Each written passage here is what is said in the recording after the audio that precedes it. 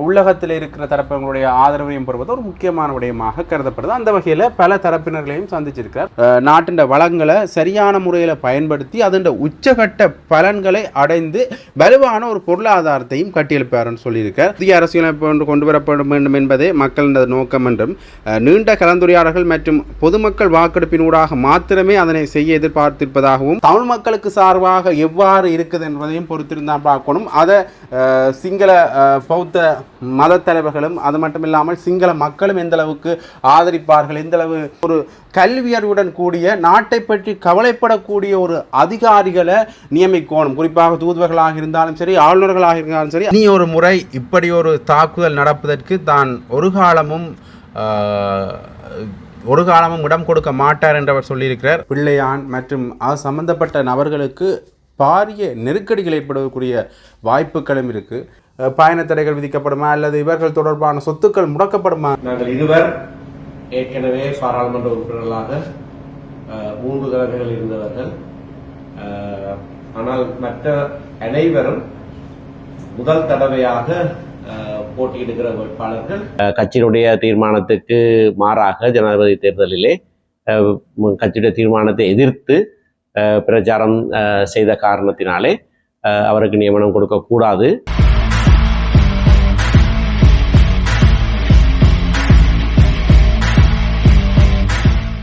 ஜெஃப்னாபடியன் சொந்தங்களுக்கு வணக்கம். ஆண்ட்ரோகுமார் அரசநாயக்கனுடைய ஆட்சியில் நிறைய மாற்றங்கள் நடந்திருக்கு. அந்த மாற்றங்கள் பல விமர்சனத்துக்கு முற்பட்டிருக்கு. அதே நேரத்தில் பலரால் பாராட்டுக்களையும் பெற்றிருக்கு. சர்வதேசத்தின் பாராட்டுக்களை பெற்ற அதே நேரம் நாணய நிதியம் கூட ஆண்ட்ரோகுமார் அரசநாயக்க அவர்களுக்கு தன்னுடைய ஆதரவை தெரிவிப்பதாக கூறியிருக்கிறது. அது மட்டும் இல்லாமல் முன்னாள் நோர்வேனுடைய தூதுவர் எரிக் சொல்ஹெய்ம் தன்னுடைய ஆதரவை தருவதாக கூறியிருந்தார். ஜூலி சாங் தன்னுடைய ஆதரவை தருவதாக கூறியிருந்தார். இப்படியாக சர்வதேசத்தில் பெரிய பொறுப்புகளில் இருக்கிறவர்கள் உட்பட சர்வதேச உலக நாடுகள், உலக வங்கி மற்றும் நாணய நிதியம் என பலதரப்பட்ட ஆதரவுகளும் ஆண்ட்ரோகுமார் அரசநாயக்க அவர்களுக்கு குவிஞ்சிருக்கு. அந்த வகையில் இவர் சர்வதேசத்தின் ஆதரவை பெறுற அதே நேரம் பாராளுமன்ற தேர்தலை இலக்கு வைத்து உள்ளக பொறிமுறையினோட, அதாவது உள்ளகத்தில் இருக்கிற தரப்பினருடைய ஆதரவையும் பெறுவது ஒரு முக்கியமான விடயமாக கருதப்படுது. அந்த வகையில் பல தரப்பினர்களையும் சந்திச்சிருக்கிறார். குறிப்பாக முன்னாள் பாராளுமன்ற உறுப்பினர்களை சந்தித்ததாக இருக்கட்டும், அது மட்டும் இல்லாமல் மதகுரு தலைவர்களை சந்தித்ததாக இருக்கட்டும், இப்படி உள்ளக தரப்பிலையும் நிறைய சந்திப்புகளும் இடம்பெற்று கொண்டிருக்கு. இது அவருடைய திட்டங்களில் ஒரு பகுதியாகவும் இருக்கிற அதே நேரத்தில் பாராளுமன்ற தேர்தல் நோக்கிய ஒரு நகர்வாகவும் இருக்கென்றும் பார்க்கப்படுது. அந்த வகையில் மத தலைவர்கள் பலரையும் இவர் சந்திச்சிருக்கிறார். அதில் அமரபுர பீடத்தின் மகாநாயக்க தேரரையும் சந்திச்சிருக்கிறார். அதில் நிறைய விடயங்களை அவர் சொல்லியிருக்கிறார். குறிப்பாக நாட்டின் வளங்களை உச்சகட்ட பயன்களை கொண்டு நிறைய வலுவான அபிவிருத்தியை ஏற்படுத்தலாம்னு சொல்லியிருக்கார். அதாவது நாட்டின் முன்னர் இருந்த ஆட்சியாளர் நாட்டின் வளங்களை சரியான முறையில் பயன்படுத்தல. அது மட்டும் இல்லாமல் ஊழல் ரீதியாக அவர்கள் பயன்படுத்தி இருக்கிறார்கள். ஆனால் தான் நாட்டின் வளங்களை சரியான முறையில் பயன்படுத்தி அதன் உச்சகட்ட பலன்களை அடைந்து வலுவான ஒரு பொருளாதாரத்தையும் கட்டியெழுப்பார்னு சொல்லியிருக்கார்.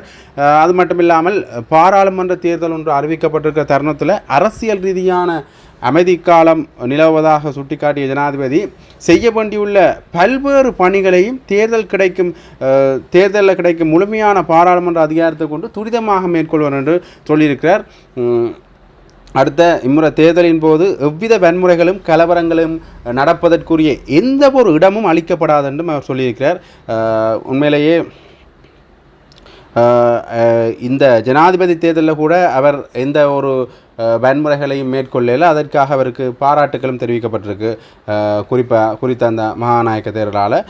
அது மட்டும் இல்லாமல் கடந்த ஜனாதிபதி தேர்தலின் போது மதத்தை முன்னிலைப்படுத்தி தற்போதைய ஜனாதிபதிக்கு எதிராக அவதூறு பிரச்சாரங்களை சிலர் முன்னெடுத்து சென்றதாகவும் அவை அனைத்தும் உண்மைக்கு புறம்பான்மை என்பது தற்போது உறுதியாக உள்ளதாகவும் இதன்போது மகாசங்கத்தினர் சுட்டிக்காட்டியிருக்கணும்.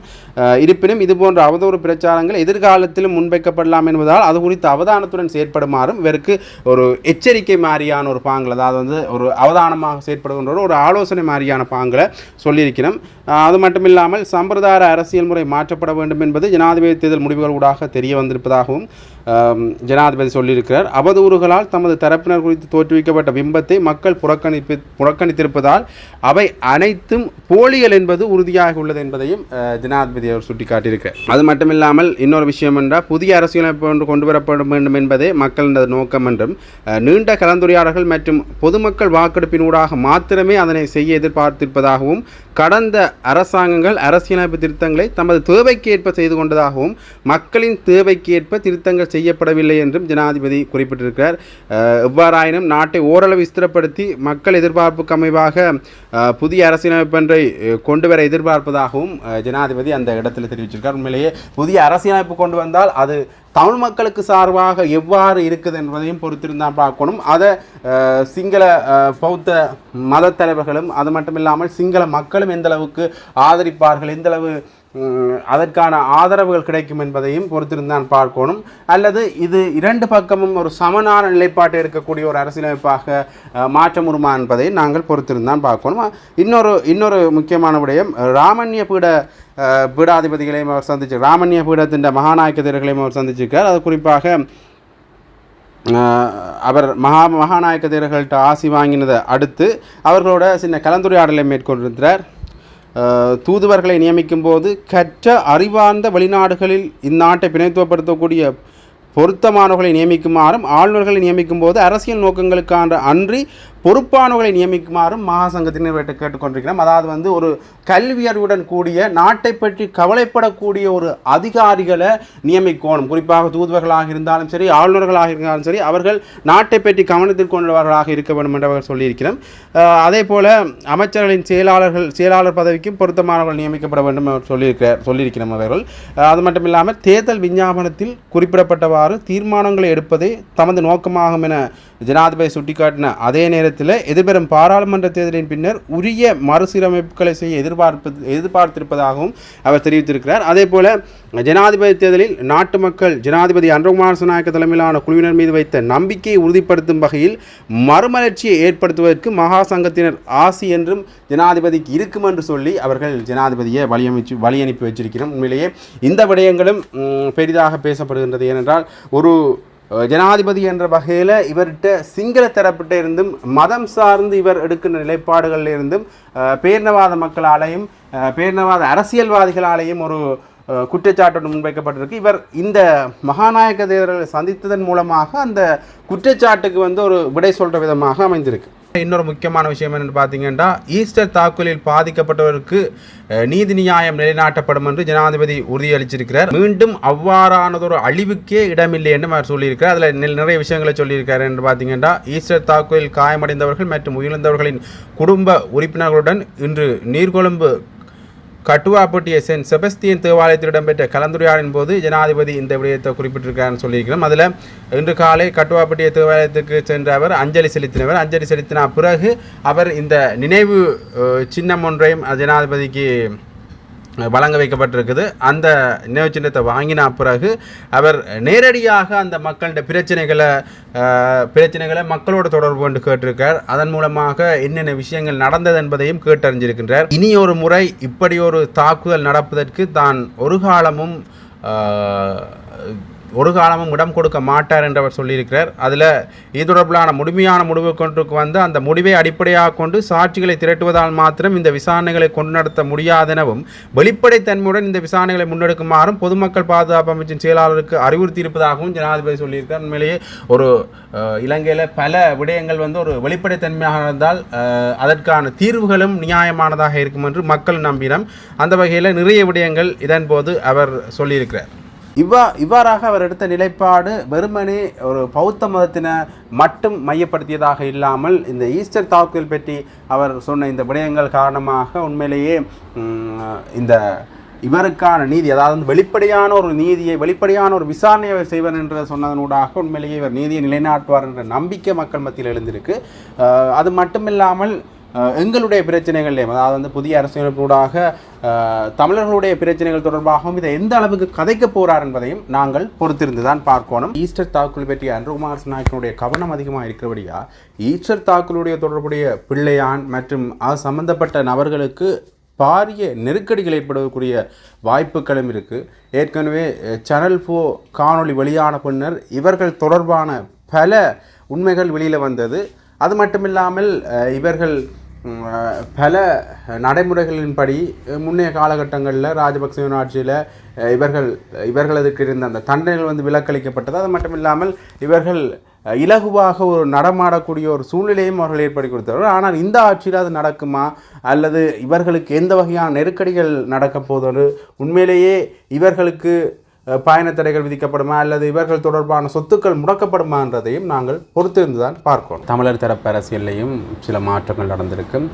ஏற்கனவே உங்களுக்கு தெரிஞ்சிருக்கும் சுமந்திரன், அது மட்டும் இல்லாமல் ஸ்ரீதரன் அணியினருக்கு இடையில் நிறைய வாய் தகராறுகள் மட்டுமில்லாமல் அரசியல் ரீதியான சில மாறுபட்ட கருத்தியல்களும் காணப்பட்டது. அந்த வகையில் கிளிநொச்சி, யாழ்ப்பாணம் மாவட்ட தேர்தல் தொகுதிகளில் இவர்கள் போட்டியிடுவதாக அறிவிச்சிருக்கிறோம், சேர்ந்தே போட்டியிடுவதாக அறிவிச்சிருக்கிறோம். அந்த வகையில் இன்றைக்கு தமிழரசு கட்சியினுடைய செயற்குழு கூட்டம் நடந்தது. அந்த கூட்டத்தில் யார் யார் வேட்பாளர்களாக நிற்க போயினோம் என்ற விடயங்களை வெளியிட்டிருக்கிறோம். அது தொடர்பான காணொலியையும் இதோடு இணைக்கிறேன். வாங்கோ காணொலிக்குள்ளே போகலாம். Sumanthiran, SCC Ilangovan, Kesavan Sayanthan, Chandralingam Suveethan, Sureka Saseenthiran, Thiyagaraja Prakash, Emmanuel Arnold, Krishnaveni Sritharan ஆகிய வேட்பாளர்களை நாங்கள் நிறுத்துகிறோம். இதிலே நாங்கள் இருவர் ஏற்கனவே பாராளுமன்ற உறுப்பினர்களாக 3 தடவைகள் இருந்தவர்கள். ஆனால் மற்ற அனைவரும் முதல் தடவையாக போட்டியிடுகிற வேட்பாளர்கள். அனைவரும் இளம் வேட்பாளர்கள் என்று அழைக்கப்படக்கூடிய தகுதி உடையவர்கள். ஒருவர் 50 வயதானவர், மற்றவர்கள் எல்லாம் ஒருவர் 50 கூட்டினர் இளங்கோவன், மற்றவர்கள் எல்லாம் 50க்கு குறைவான வயதுடையவர்கள். இதிலே 2 பெண்களையும் நாங்கள் நிறுத்தியிருக்கிறோம். இதுகால வரைக்கும் சில தருணங்களிலே மருந்துக்கு ஒரு பெண்ணை மட்டும் நிறுத்துகிற ஒரு கலாச்சாரம் இருந்தது. ஆனால் இந்த தடவை திருமதி சுரேகா சசீந்திரனையும் திருமதி கிருஷ்ணவேணி ஸ்ரீதரன் அவர்களையும் நிறுத்தியிருக்கிறோம். மிகவும் திறமைசாலிகளான பெண்கள் இருவரும்.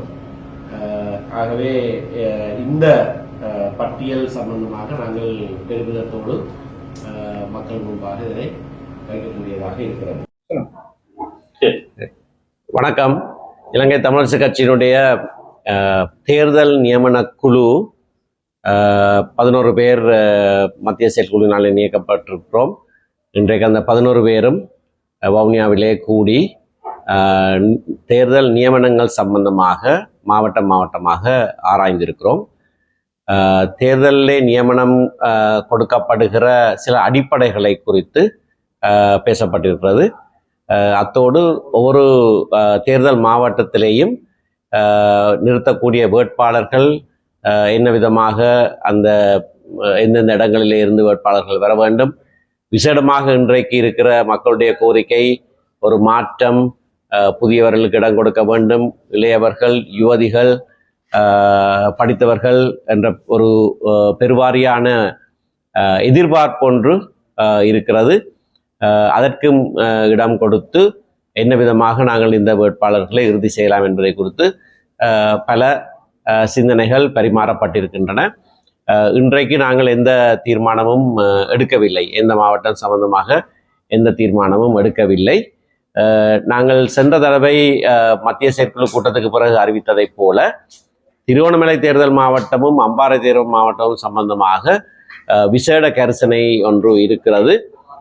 இந்த 2 தேர்தல் மாவட்டங்களிலேயும் ஒரே ஒரு தமிழ் உறுப்பினர் மட்டும்தான் தெரிவு செய்யப்படக்கூடிய சாத்தியம் இருக்கிற காரணத்தினாலே மற்ற கட்சிகளும் எதிரெதிராக போட்டியிட்டால் சென்ற தடவை அம்பாறை மாவட்டத்திலே தமிழ் பிரதிநிதித்துவம் இல்லாமல் போனதை போல இந்த தடவையும் அந்த மாவட்டத்திலேயும் திருவண்ணாமலையிலேயும் நிகழக்கூடிய சாத்தியக்கூறு இருக்கிற காரணத்தினாலே அதை குறித்து சில நடவடிக்கைகளை நாங்கள் தொடர்ந்து எடுத்துக்கொண்டிருக்கிறோம்.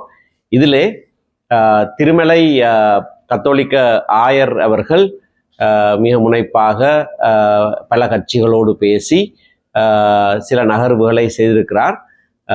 அவரை சந்திப்பதற்காக நாங்கள் 3-4 பேர் இப்பொழுது திருவண்ணாமலைக்கு போவதற்கு இருக்கிறோம். இன்று 4:30 மணிக்கு அவரோட ஒரு சந்திப்பு இருக்கிறது. அந்த விடயத்தை நாங்கள் வெற்றிகரமாக முடிப்போமாக இருந்தால் எங்களுடைய மத்திய செயற்குழு தீர்மானம், அரசியல் குழு தீர்மானம், இன்றைக்கும் நாங்கள் எடுத்த தீர்மானம் இலங்கை தமிழரசு கட்சியினுடைய பெயர்லையும் சின்னத்திலையும் தான் நாங்கள் 5 தேர்தல் மாவட்டங்களிலேயும் போட்டியிடுவோம். ஆனால் திருவண்ணாமலையிலேயும் அம்பாறையிலேயும் நாங்கள் மற்ற கட்சி உறுப்பினர்களையும் உள்வாங்கி ஒரு போட்டி இல்லாமல் அதை செய்வதற்கான சாத்தியக்கூறுகள் ஆராயப்படுகின்றன. அதனை நாங்கள் செய்து முடித்த பிறகு நாளைக்கு திரும்பவும் நாங்கள் சந்தித்து வேட்பாளர்களாக விண்ணப்பித்தவர்களுடைய பெயர்களை ஆராய்ந்து தீர்மானங்கள் எடுப்போம். நாளைக்கு இறுதி தீர்மானம் எடுப்போம் என்று சொல்ல முடியாது. நாங்கள் எதிர்பார்க்கிற மாதிரியான வேட்பாளர்கள் சில இடங்களிலே இன்னமும் முன்வரவில்லை. பெண்கள் பல இடங்களிலே முன்வரவில்லை. மேடு பள்ளம் எல்லாம் தேடி, காடு எல்லாம் தேடி திரிகிறோம், கிடைக்காமல் இருக்கிறார்கள். பெண்கள் பல குறைபாடுகளை சொல்லுகிறார்கள், நாங்கள் அவர்களுக்கு நியமனம் கொடுப்பதில்லை என்று. ஆனால் நியமனம் கொடுக்க தயாராக இருக்கிற போதும் பெண்கள் முன்வராத ஒரு சூழ்நிலை இருக்கிறது.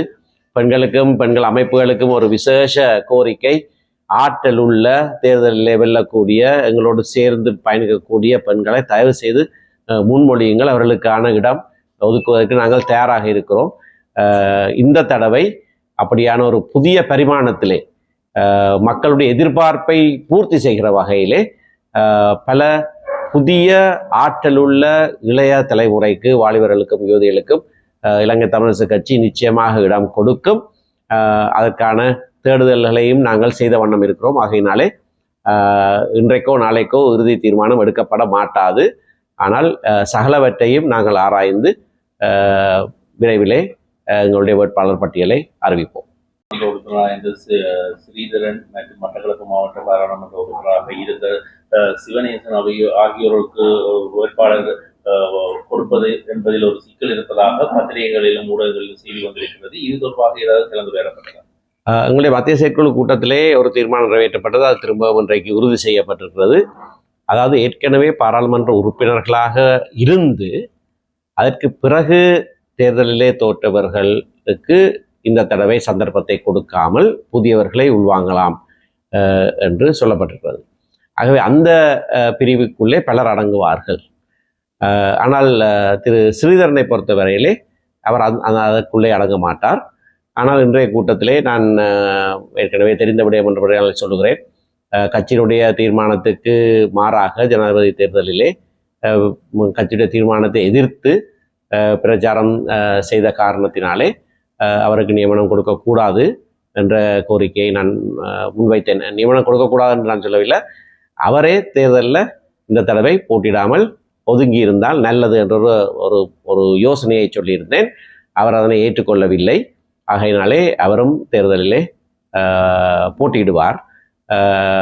என்னையும் அவரையும் யாழ் தேர்தல் மாவட்டத்திலே கட்டாயமாக போட்டியிட வேண்டும் என்று சகல நியமனக்குழு உறுப்பினர்களும் வற்புறுத்தி இருக்கிறார்கள்.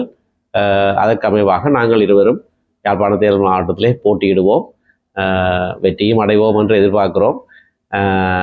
ஆனால் மற்றவர்கள், நாங்கள் இருவரும் இது 4வது பாராளுமன்றம். ஆகையினாலே இன்னும் 5 பேரை இன்னும் 7 பேரை நாங்கள் நியமிக்கலாம். அதிலே விசேடமாக மிகவும் ஆர்வமாக இளையவர்களுக்கும் புதியவர்களுக்கும் யுவதிகளுக்கும் இடம் கொடுப்பதை நாங்கள் கருத்தாக செயற்படுத்துவோம்.